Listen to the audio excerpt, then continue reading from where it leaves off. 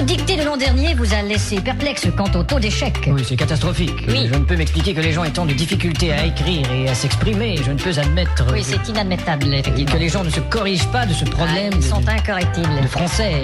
Il faudrait que le gouvernement pose un geste... Oui, il devrait gesticuler. Et Ça, c'est clair. enfin insister sur le fait d'apprendre... Oui, il faut insister sur l'apprentissage du français. Et pour les téléspectateurs, une personne répétera les phrases. À vos plumes, c'est parti.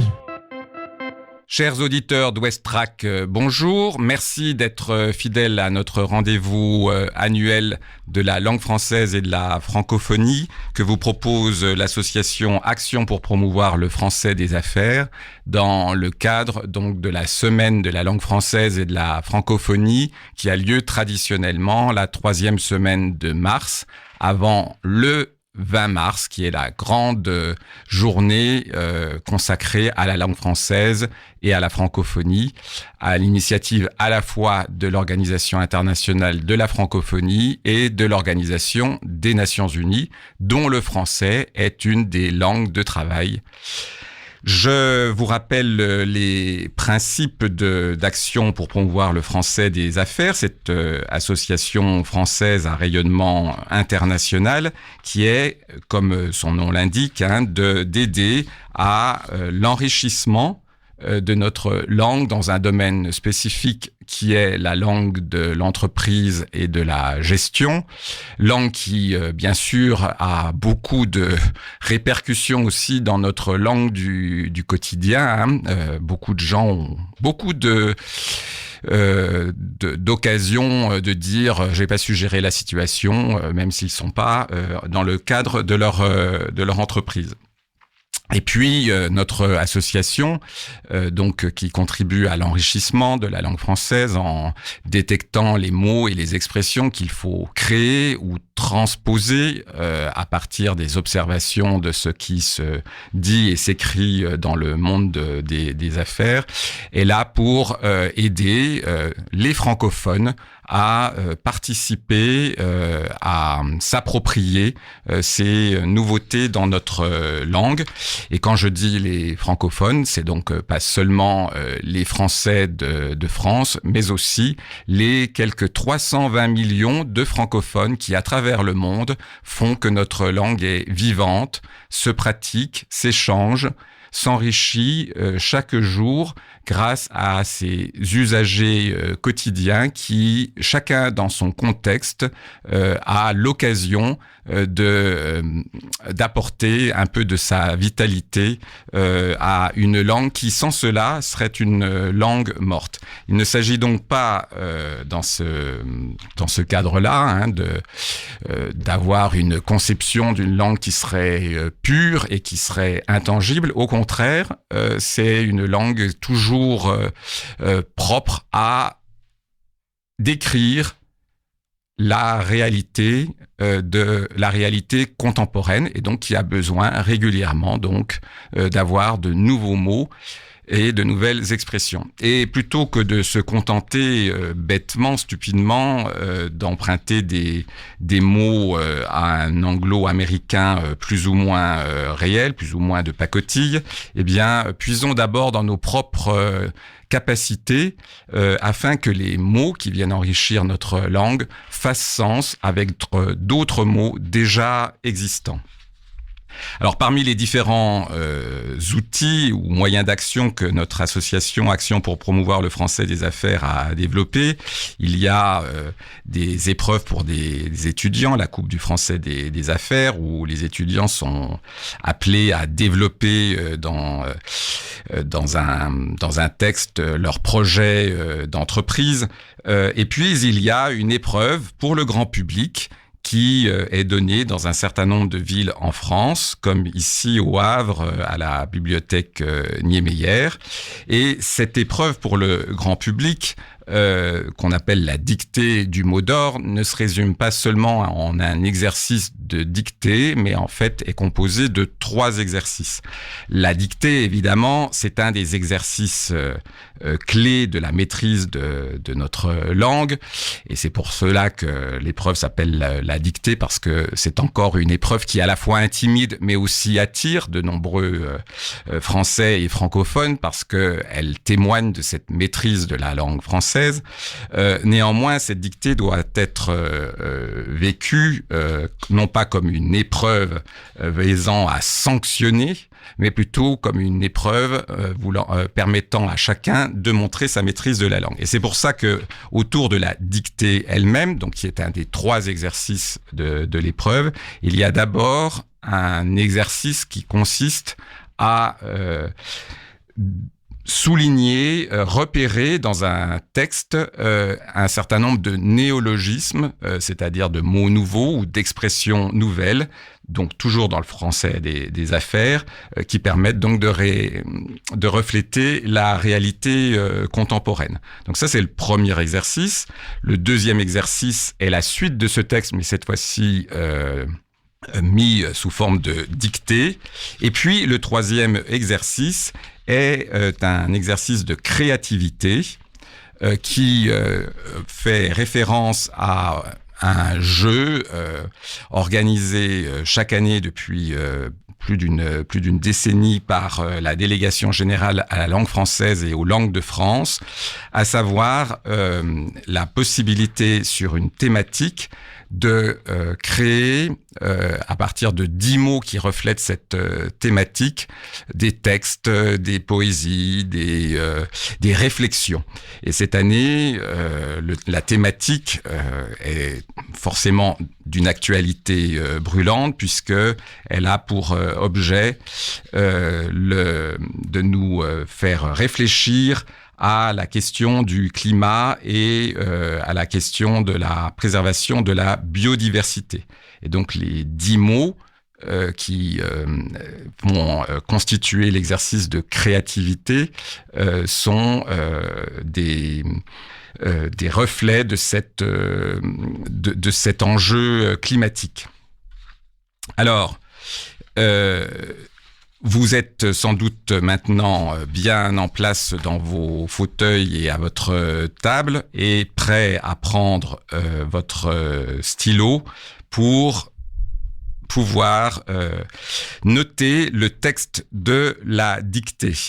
Cette dictée est donc donnée par ailleurs samedi 22 mars à 10h à la bibliothèque Niemeyer, sera corrigée le samedi suivant. Donc si vous n'avez pas eu la possibilité de venir à la bibliothèque Niemeyer samedi, vous pouvez faire cette dictée chez vous et puis nous rejoindre le samedi 29 mars à 10h au même endroit, la bibliothèque Niemeyer du Havre, où nous aurons donc la possibilité de confronter les résultats des différents participants.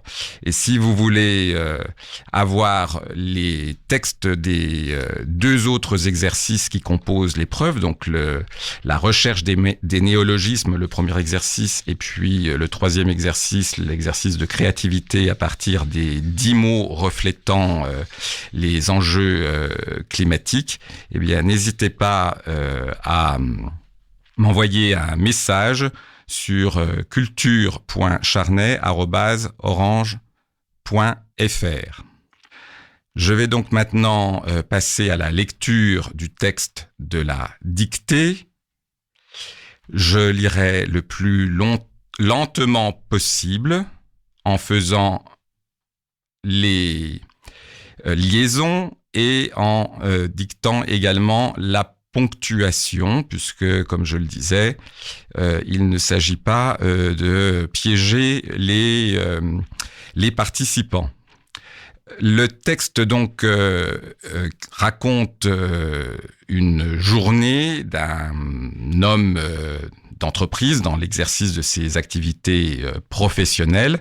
Cet homme s'appelle Elio, et Elio s'écrit, je le dis tout de suite, E-L-I-O, donc ne vous cassez pas la tête pour l'écrire, ça s'écrit vraiment comme ça se prononce. Donc cet homme, dont on a commencé à suivre la journée dans le premier exercice où il s'agissait de repérer les néologismes, là dans le texte de la dictée, donc continue sa journée professionnelle. Vous êtes Tous bien installés? Je commence. Ces interlocuteurs s'étaient complus à présenter leur firme comme un archétype de bonne gouvernance. Point. Ces interlocuteurs s'étaient complus à présenter leur firme comme un archétype de bonne gouvernance. Quoi qu'il en pensât dans son fort intérieur. Virgule. Héliot se garda bien de paraître en douter et les quitta en bons termes. Point. Quoi qu'il en pensât dans son fort intérieur, virgule, Héliot se garda bien de paraître en douter et les quitta en bons termes. Il traversa un centre commercial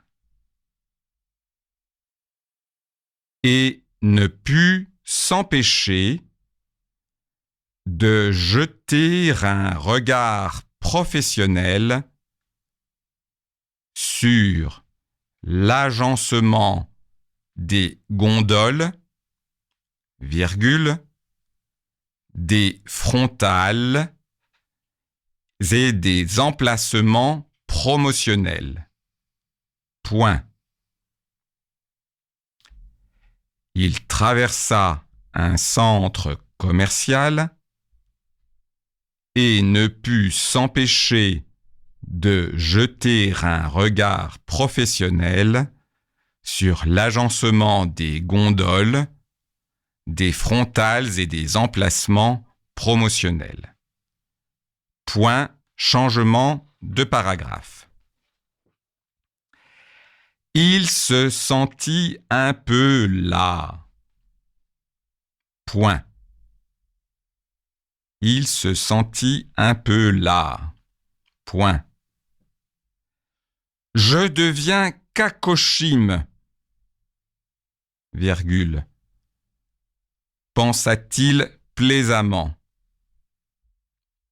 Je deviens cacochime, virgule, pensa-t-il plaisamment. Point. Pour se détendre, virgule, il emprunta un mail pour rejoindre son hôtel, virgule, situé au numéro 200 d'une avenue à l'allure vieillotte. Point. Pour se détendre, virgule, il emprunta un mail pour rejoindre son hôtel, virgule, situé au numéro 200 d'une avenue à l'allure vieillotte. Point.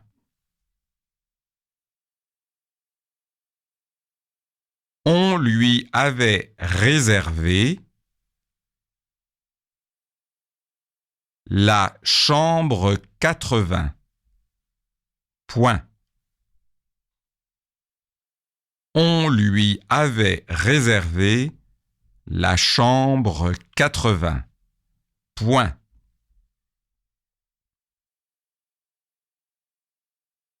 Sa tapisserie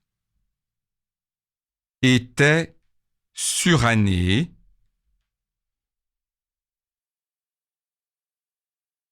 mais son agencement dénotait un confort douillet.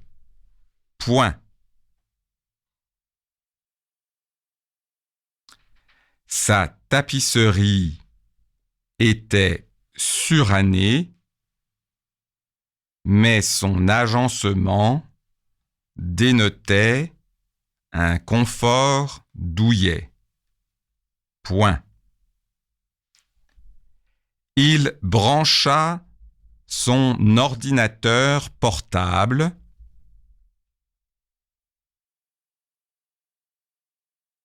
sur le réseau sans fil de l'hôtel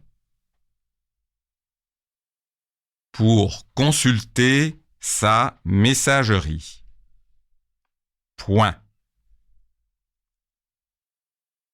Il brancha son ordinateur portable sur le réseau sans fil de l'hôtel pour consulter sa messagerie. Point. Changer de paragraphe.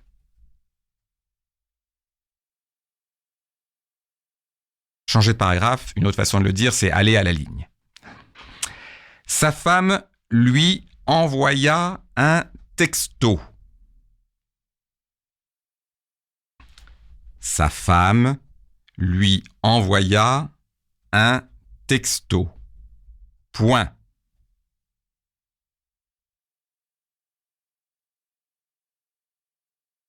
Elle avait dû appeler un serrurier pour réparer la porte d'entrée. Point. Elle avait dû appeler un serrurier pour réparer la porte d'entrée. Point. Le chambranle s'était déformé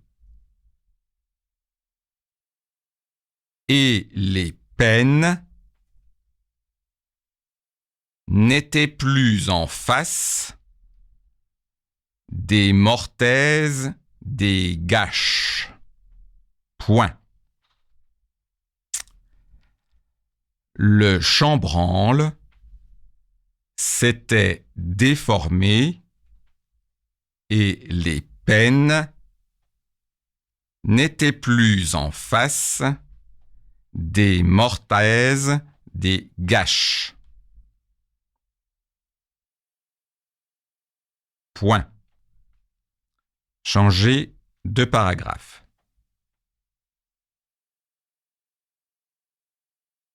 Quoi qu'il fût sorti d'une école renommée, virgule, Héliot ne mésestimait pas les mercaticiens qui se sont formés eux-mêmes. Point. Quoi qu'il fût sorti d'une école renommée, virgule, Héliot ne mésestimait pas les mercaticiens qui se sont formés eux-mêmes. Point.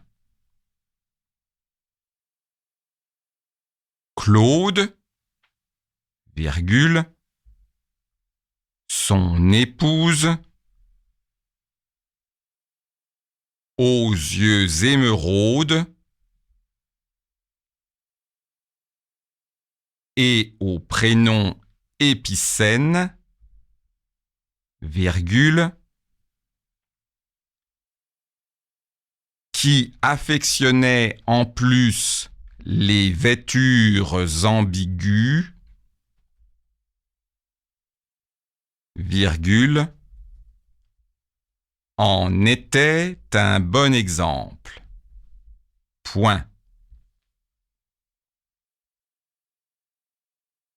Claude, virgule, son épouse aux yeux émeraudes et au prénom Épicène, virgule, qui affectionnait en plus les vêtures ambiguës, virgule, en était un bon exemple.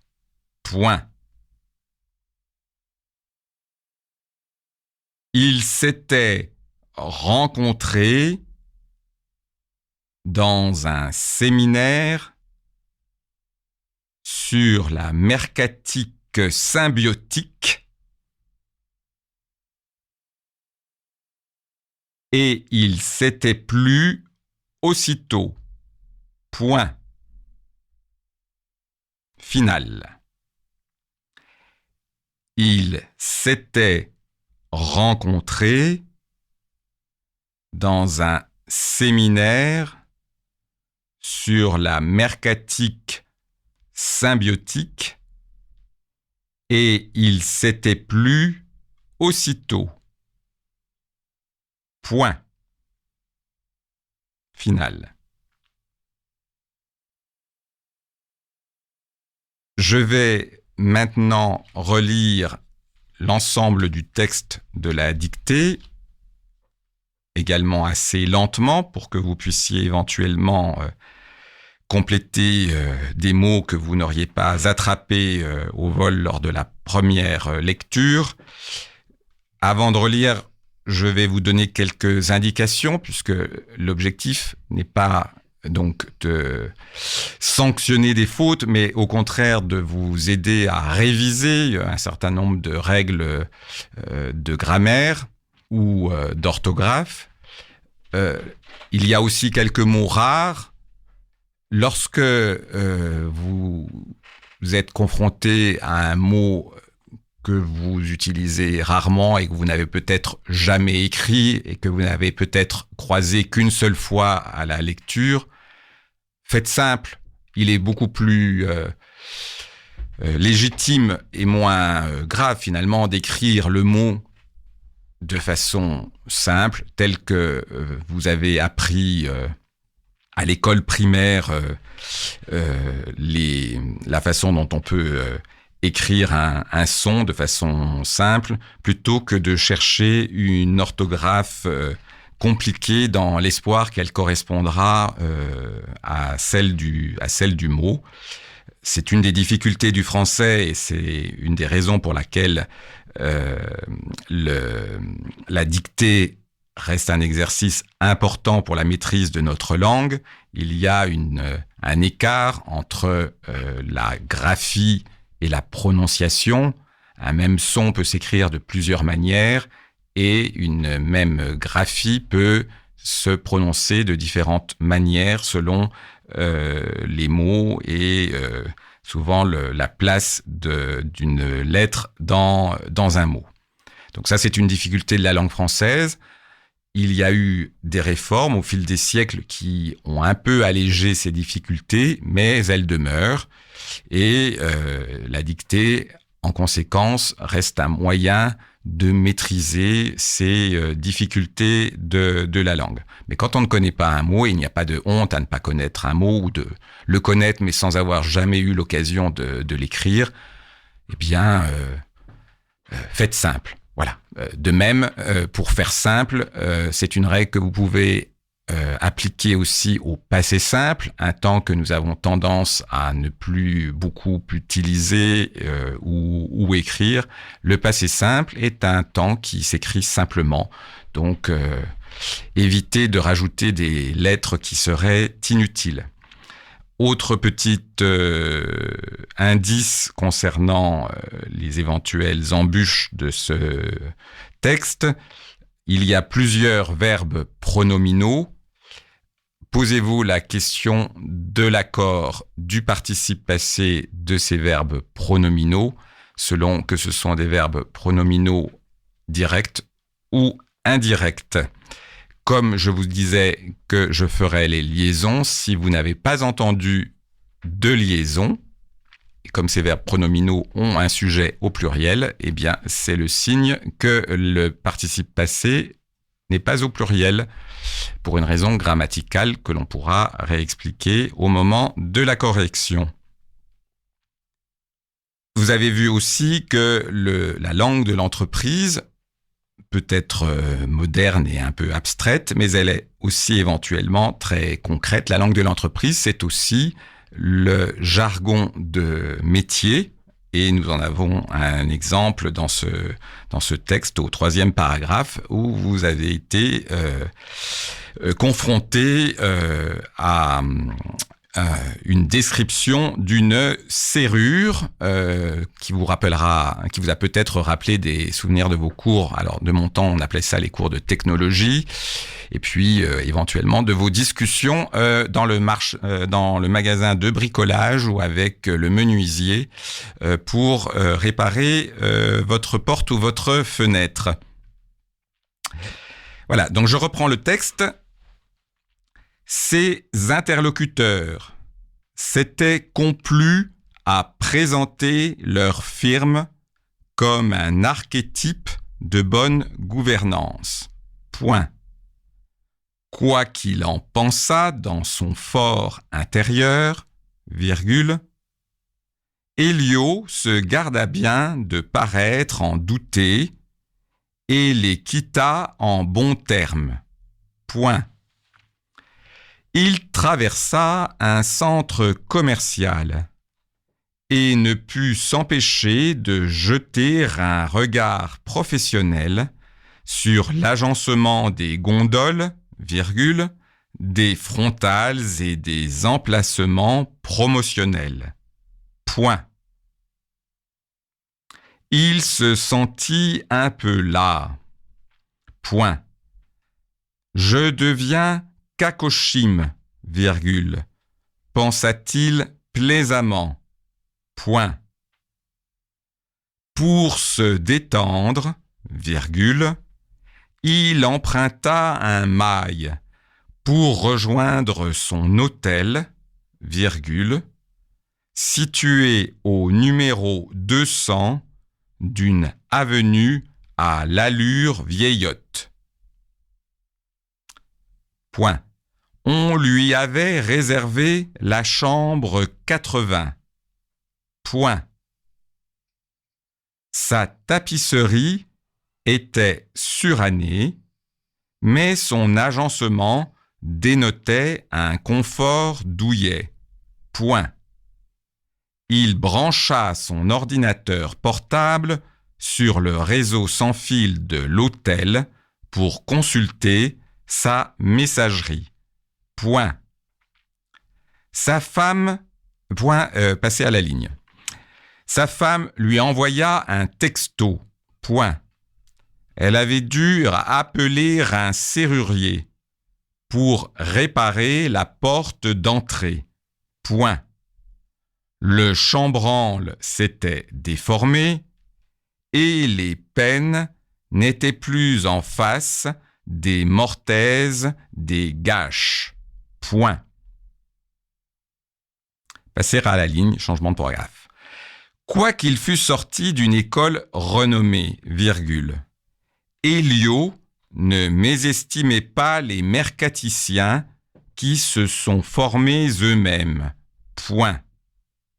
Claude, virgule, son épouse aux yeux émeraudes et au prénom Épicène, virgule, qui affectionnait en plus les vêtures ambiguës, virgule, en était un bon exemple.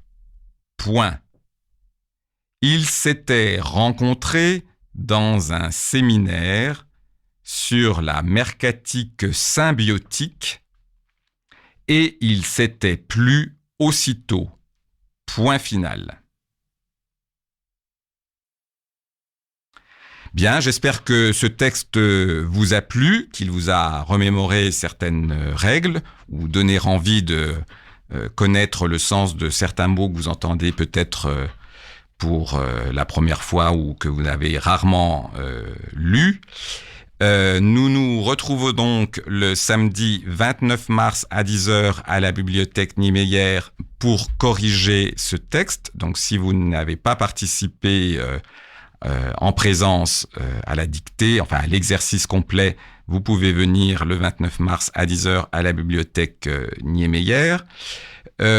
Si vous voulez avoir le texte des 2 exercices qui encadrent la dictée, je vous rappelle que vous pouvez m'envoyer un message à culture.charnay@orange.fr.